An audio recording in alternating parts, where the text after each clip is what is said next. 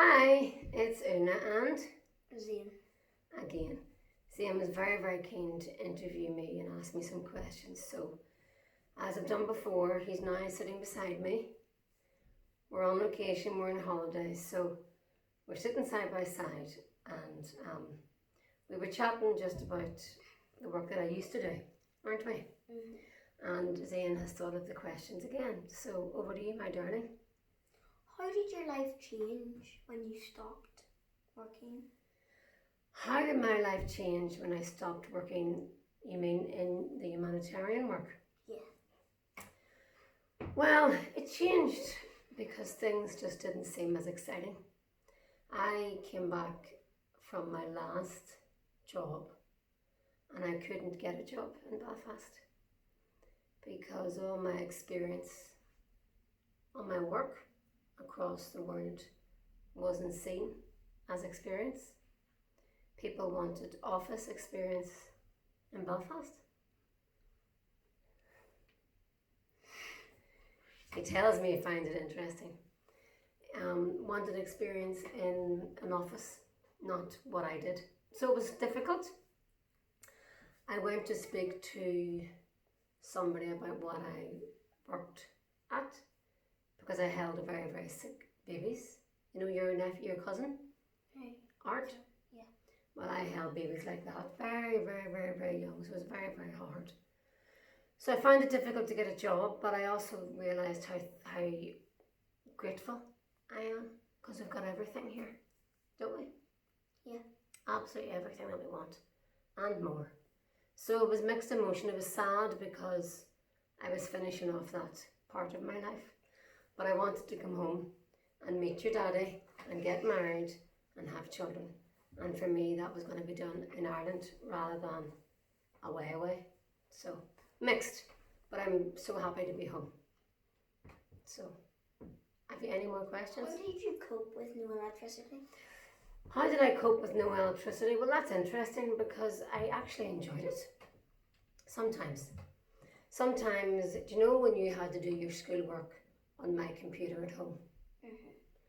Well, imagine that just stopped. You're mid-exercise. How would it make you feel? Wait, stopping homework? Imagine it just stopped and the screen went black because the electricity went off. Well, I'd be grateful for no homework. He'd be grateful for no homework. Well, I was in the middle of doing reports and doing some analysis, Zane is a mathematician, so lots and lots of different tables and of numbers, and then it just goes because the electricity stopped and I maybe hadn't have charged my laptop during the night, or if it was run off in the office, it just stopped. So that was annoying, but what was really, really good is the stars in the sky. When I was in some countries, in Afghanistan, sometimes the lights went out because of a storm and all the stars, it looked as if they fell from the sky. So it was just like looking at the Milky Way. There he goes, yawning again. And then when I was in South Sudan, I was in the middle of this African country and there was no electricity. And it was just so bright from all the stars. So there were good things and there were bad things about having no electricity. No electric toothbrush, no hair dryer.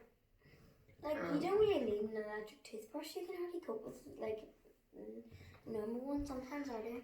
I know, but sometimes the dentist says it's better to use an electric toothbrush. So, but I wouldn't have had phones the way I have now, and there wouldn't have been as much TV and all of that because you wouldn't have had TV. Not as much as TV? Well, some of the countries I lived in, there was no TV. What do you mean some? What countries did you visit? I didn't visit. First of all, I lived in Afghanistan. Then I moved to the continent of Africa. I worked in Ethiopia. Which ones had TV? Well, Afghanistan, no TV, just DVDs. Ethiopia, no TV. Angola, no TV, only DVDs. Kuwait, there was a TV. Iraq, no TV. Jordan, no TV. South Sudan, no TV. No water either, running water. Niger, no TV. Only DVDs and videos. And Democratic Republic of Congo, no TV, only videos. So no TV, no live TV, radio. So yeah, so tired boy. So yeah, so I wouldn't have watched TV. I was working. So good and bad. You just get on with it. You get used to it, and that's it. You went to bed when the sun dropped, and you got up when the sun rose. That was it. So unlike me. Unlike you, my boy gets up at 6 o'clock in the morning or 5 o'clock. 5 or 6. 5 or 6 every day, including the weekends, and then goes to bed about 7 or 8. But sometimes on holidays 8 or 9. So is that us for today, or do you have any other questions? One more. One more. How did you drink the dirty water? How did I drink with dirty water? Well, thankfully I didn't have to drink dirty water. I got bottled water or boiled water, and then the boiled water was filtered. But in some of the countries I was in, there was no running water from the taps. So for the likes of my shower in Ethiopia, yawning again, I had to use a big bucket, big drum, and a bucket that we used at the beach the other day. And I used to use that to wet myself. So one bucket to wet, then you would lather and you would do your hair, one to rinse your body, and one to rinse your hair, and that was it. And usually the water was really, really cold because it sat there, but because outside was really, really warm, it was okay.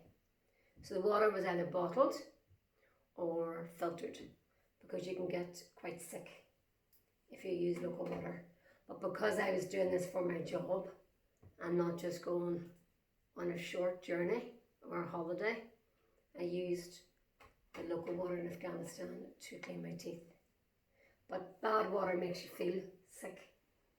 It gives you a funny stomach, gives you a funny head, and it can make you go to the toilet quite a lot, I think, you know what I mean? Yeah, how do you think you would cope? You love your water, don't you? Yeah, so you couldn't go into the kitchen and turn the tap on, like we do. Some places they wouldn't even have hot water, they just had cold water. So how lucky we are, hey? We can just walk in, turn the shower on, turn the bath on, turn the sink on. I think we better go because my boy needs to go to sleep. He's been yawning all day.